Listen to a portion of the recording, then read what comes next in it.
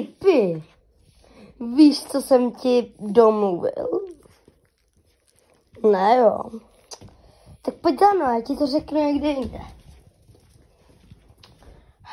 Tady jo chceš. Já jsem ti domluvil, že příští pátek si uděláme volno a pojedeme buď na Šumavu, anebo na Moravu. Tam jako už jsi jednou byl, jak se ti tam strašně líbilo. To je co, Skippy? Co? No jo, no nemají zač. No jo, nemají zač. No pojď si, to je dáreček. No, nemají zač. To je dáreček pro tebe. No jo. Co, chceš ňaminu? Pojď pro ňaminu. Tak počkej, já si vezmu ňaminu. Hele, co to je?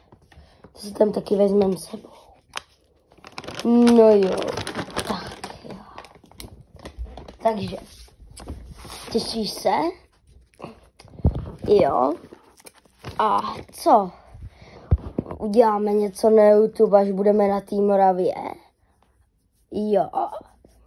A kolik musí dát lidi lajků? 1000. To.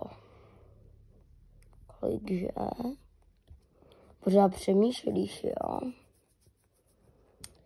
No. 500, jo, tak 500.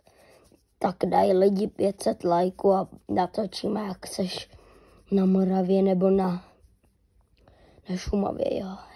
Tak jo.